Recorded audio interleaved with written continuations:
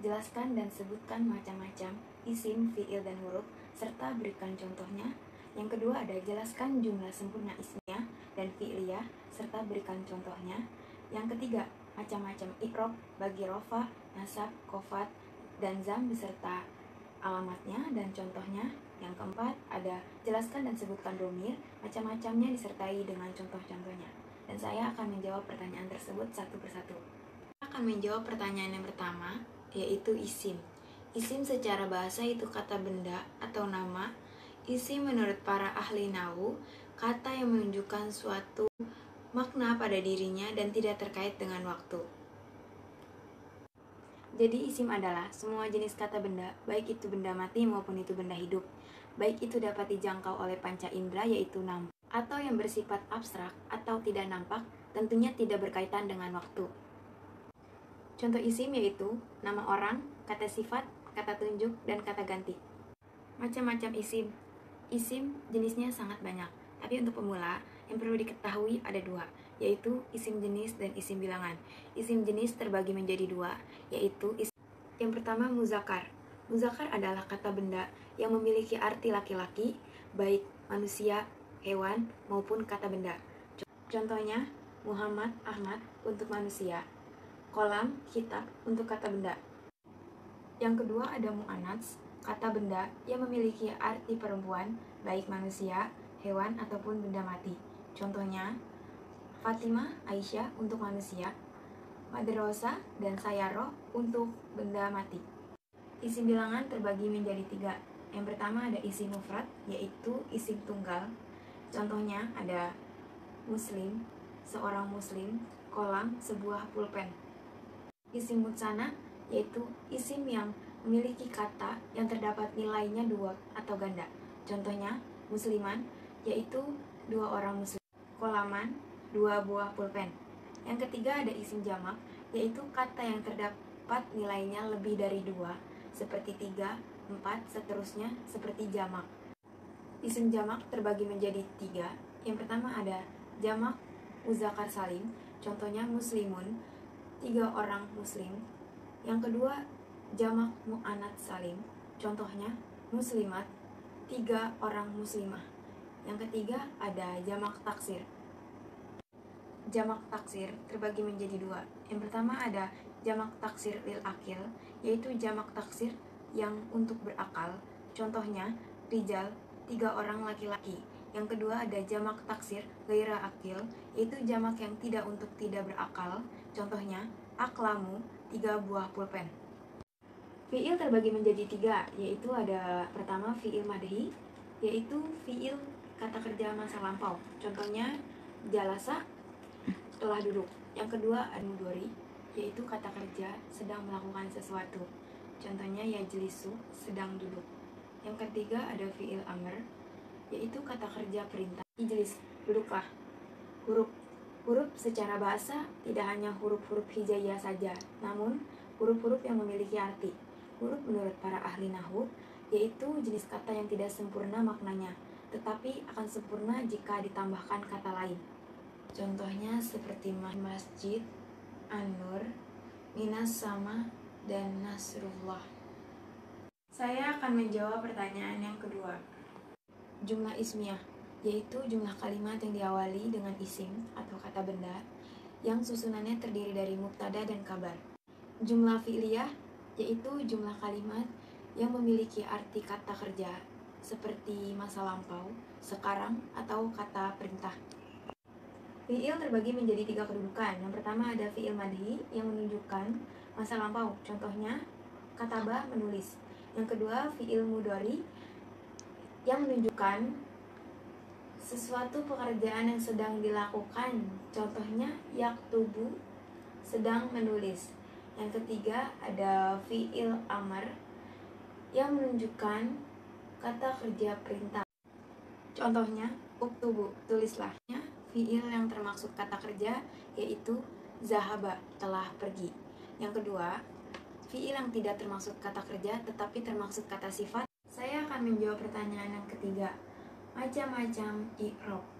I'rab terbagi menjadi 4, yaitu ada rofa, nasab, khofat, dan jazam. I'rab tersebut bagi isim adalah rofa, nasab dan khofat, dan tidak ada i'rab jazam baginya. Adapun bagi fi'il adalah rofa, nasab dan jazam, tidak ada i'rab khofat pada fi'il. I'rab berdasarkan alamatnya. Yang pertama i'rab rofa, masuk kepada kalimah isim dan kalimah fi'il.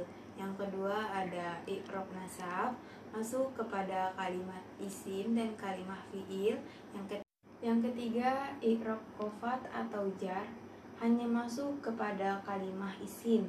Yang keempat ada i'rab jazam, hanya masuk kepada kalimah fi'il.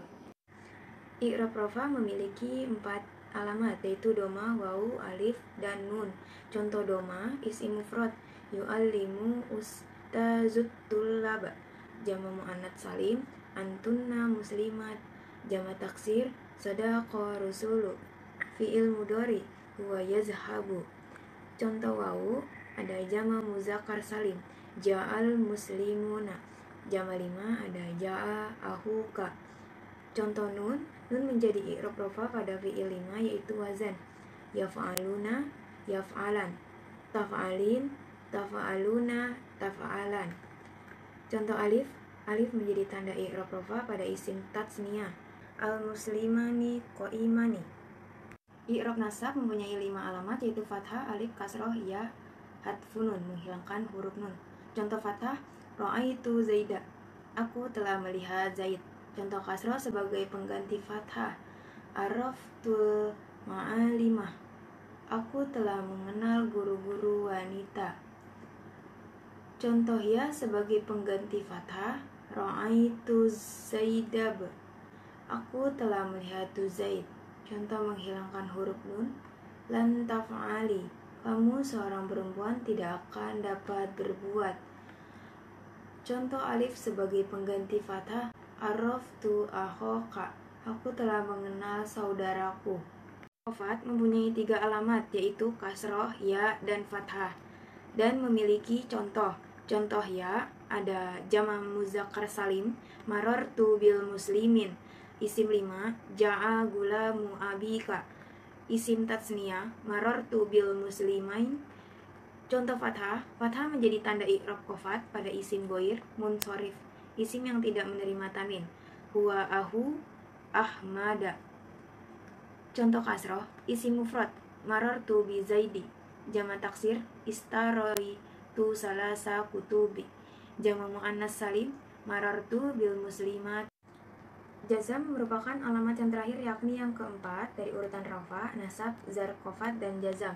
Contohnya, contoh sukun, lam yansur, lam yadrib, lam yakun.